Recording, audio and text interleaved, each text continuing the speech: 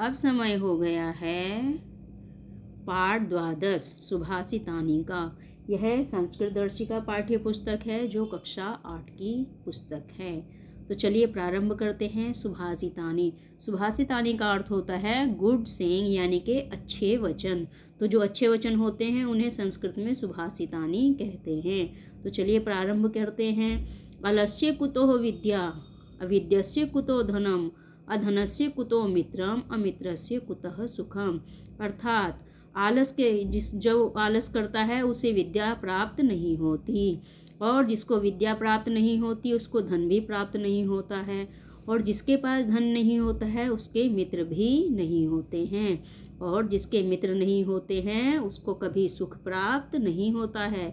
तो कहने का तात्पर्य यह है, हमें यथाशीघ्र विद्या ग्रहण कर लेनी चाहिए, आलस को त्याग देना चाहिए, क्योंकि जो भी वस्तु हो, धन हो, मित्र हो, ये सारी चीज़ें जो हैं आपको कब प्राप्त होंगी? जब आपको विद्या प्राप्त होगी।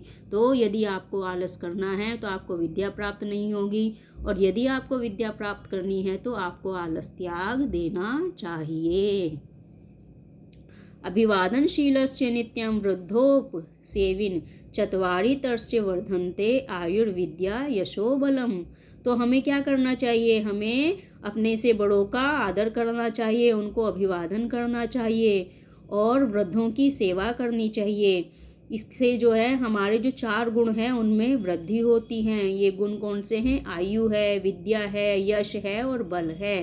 तो यदि आपको यश और बल प्राप्त करना है, विद्या प्राप्त करनी है, ये चारों गुण आपको अपने अंदर लाने हैं, तो आपको क्या करना है? अपने से बड़ों का आदर करना है, अपने अंदर शील लाना है, और वृद्धों की सेवा करनी है। तो इन सारे कार्यों से आपके अंदर क्या आएगा? आपके अंदर आएगा विद्या आएगी, यश आएगा, आपका यश फैलेगा, और आपके अंदर बल भी आएगा। विद्या ददाति विनयम, विनयाद याति पात्रता, पात्रत्वात् धनम आपनोति, धनात् धर्म तत् सुखम। तो विद्या से विनय प्राप्त होता है, और जिनके अंदर विनय होता है वही सब चीज़ों के पात्र होते हैं, और जो पात्र होते हैं उन्हीं को धन प्राप्त होता है, और जिसको धन प्राप्त होता है उसको धन और सुख दोनों की प्राप्ति होती है। तो कहने का तात्पर्य यह है, हमें यथाशीघ्र विद्या ग्रहण कर लेनी चाहिए, क्योंकि विद्या ही विनय को देती है। तो विद्या से ही हमें क्या प्राप्त होगा? विनय प्राप्त होगा, यानी कि हम विनयशील बन जाएंगे। काकः कृष्णः पिक, कृष्णः को भेद पिक काकियो, वसंत समय आज्ञते, काकः काकः पिकः पिक। तो कहने का तात्पर्य ये है, काक यानी कि कौवा भी काला होता है और कोयल भी काली होती है, दोनों के रंग में कोई भी भेद नहीं होता है। लेकिन जैसे ही वसंत का समय आता है तो हम सबको पता चल जाता है कि कौवा कौन है और कोयल कौन है, क्योंकि दोनों के स्वर जो होते हैं वो अलग अलग होते हैं। तो कौवे का स्वर कैसा होता है? कर्कश होता है, और कोयल का स्वर मधुर होता है।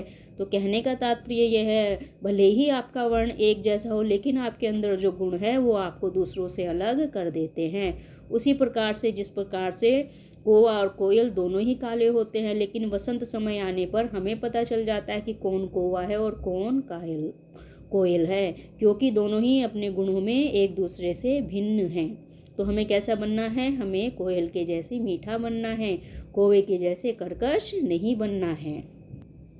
नरस्य भरणम रूपम, रूपस्य भरणम गुण, गुणस्य भरणम ज्ञानम, ज्ञानस्य भरणम क्षमा।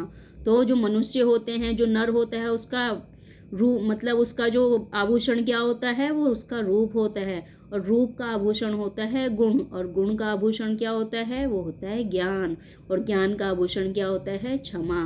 तो कहने का तात्पर्य यह है कि मनुष्य के अंदर रूप, गुण और ज्ञान, ये तीनों चीज़ होनी चाहिए, और सबसे बड़ा गुण होना चाहिए क्षमा का।